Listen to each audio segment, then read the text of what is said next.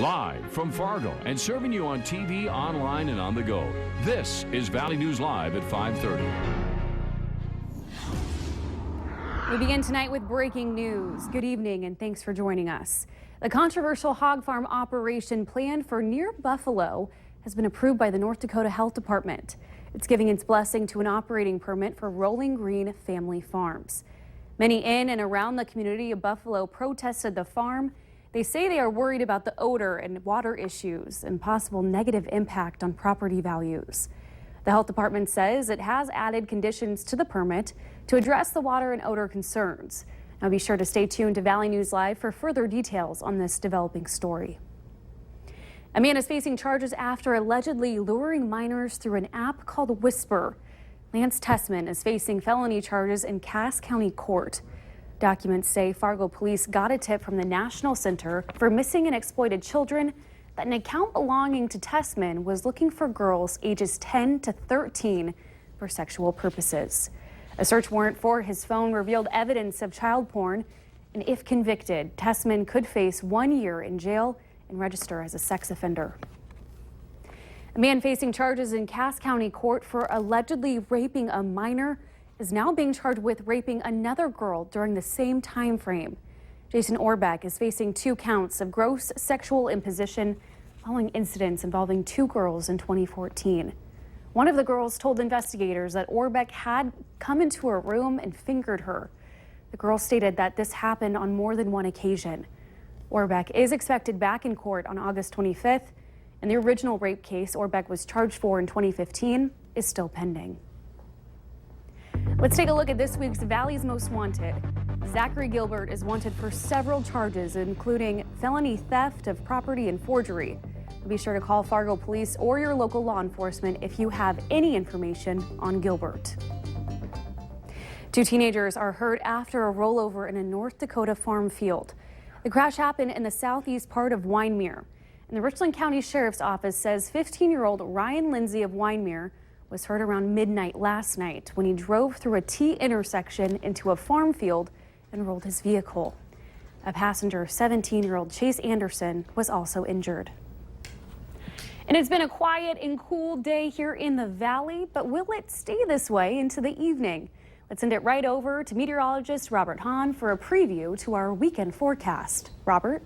Yeah, it looks like it will stay that way. A nice day today. A few more clouds off to the northern portions of Minnesota, and a few of us have seen some clouds, but all in all, a pretty nice day. Less windy than yesterday, and once again, not very humid. Going back to Wednesday night, the tornado that came down up in Rolette County over towards Towner County, that held the ground for nearly an hour for about 20 miles, maximum width 1,200 yards. It did create some EF2 damage, which is a pretty strong tornado. Where we're talking about is up northwest of the Devil's Lake area, and there is the path again on the ground for about 20 miles from about 6 miles south of Milo, a couple miles north of Bisbee, and then lifted just north of the Arndt area.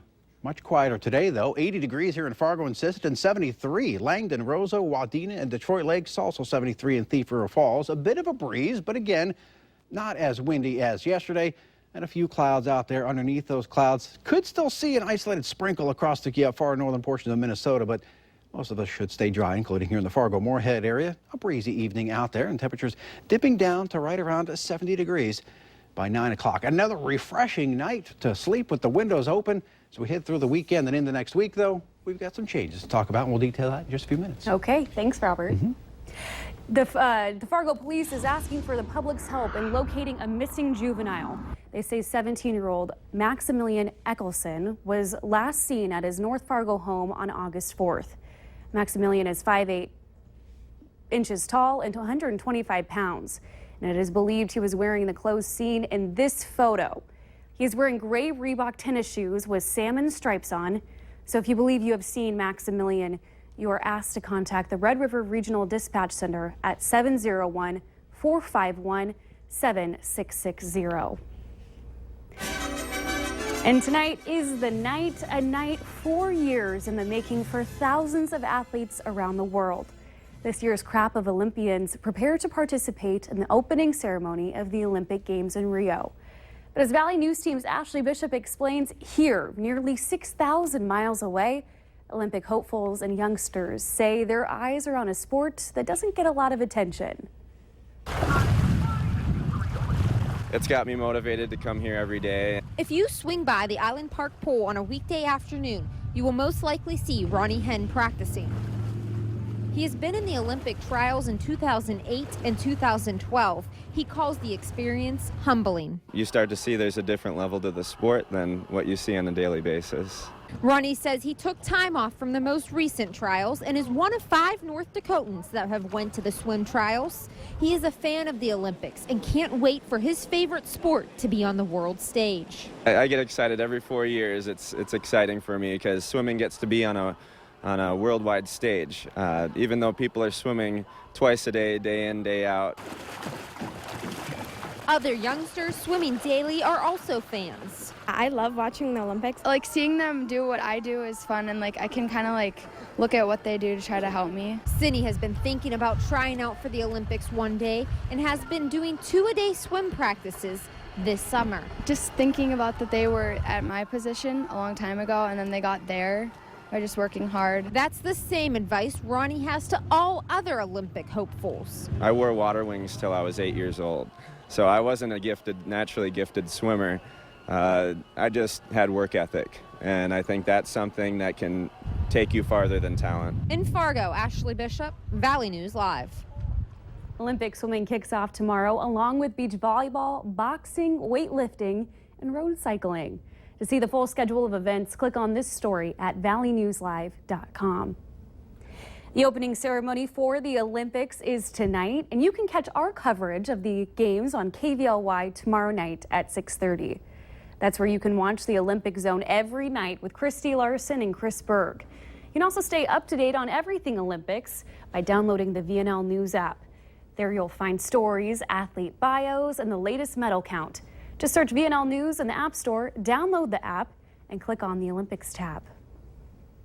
With upwards of 50,000 people on the grounds at Sioux Pass Ranch in Detroit Lakes this weekend, it's likely at least a few of them may run into a situation where they need help.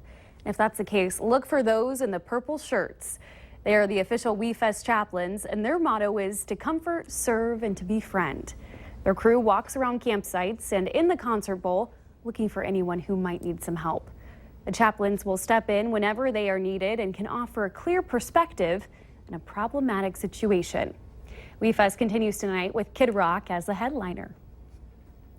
With tons of people traveling towards Lakes Country to enjoy WeFest, Minnesota State Patrol is keeping an extra eye out to keep you safe. Captain Brian Cheney says they've called in extra troopers from across the state to help monitor the area. The patrol will focus particularly on Highway 59 and surrounding roads. Cheney urges drivers to continue to be aware, especially with the added traffic. And he also credits the WeFest shuttle system with lowering traffic and accident rates during the week. Tomorrow's a big day for families in Cass and Clay counties who are in dire need of school supplies. More than 500 volunteers and United Way staff are busy organizing all the backpacks and other essentials many of you are contributing for the United Way's annual school supply drive. And you can bet there will be long lines. Starting tomorrow morning, families who might need a helping hand get just that for the start of the school year.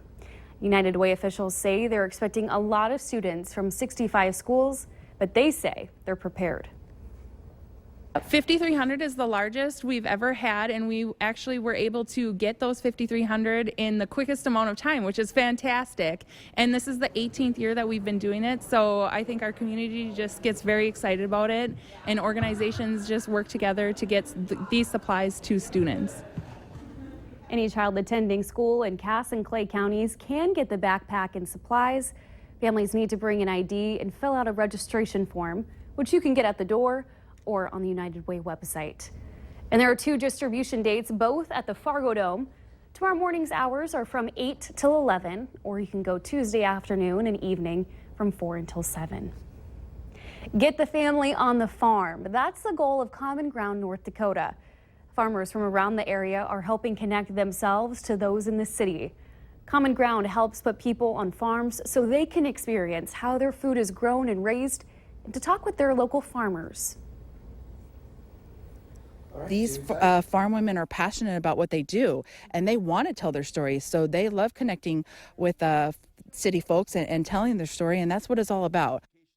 Back in the 60s, one farmer could feed 26, whereas now one farmer can feed 155 people. To get more information on how you or your family can take part on a local farm, we have a link to Common Ground on valleynewslive.com. Just click on the hot button. It's been decades in the making for one local woman's quest to finish her dream. This afternoon, 550 graduates received their diplomas at UND's summer commencement ceremony. Valley News Team's Neil Carlson has a story of one graduate who's finally finished her coursework and received her degree 40 years after starting her college education.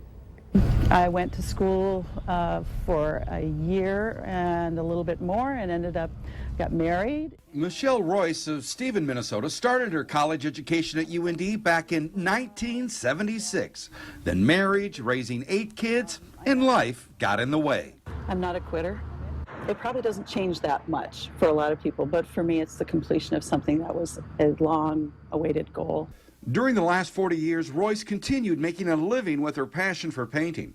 And now, after all this time, she'll finally have her college degree in visual arts to complement her life and work. No, I didn't set out to be an inspiration, but I've had some responses like that from some of my friends, and my kids are very supportive, and I think they find some inspiration, and that's gratifying to me.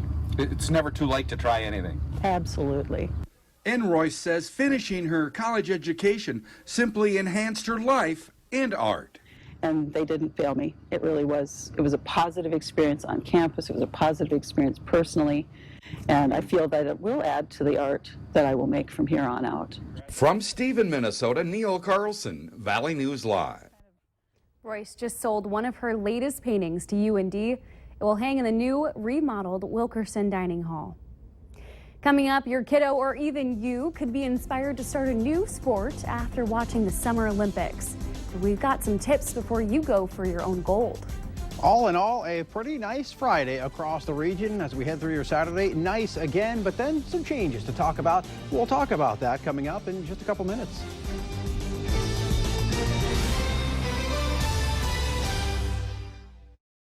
You're watching Valley News Live on TV, online, and on the go. Always on, wherever you are, whenever you need to know. Valley News Live.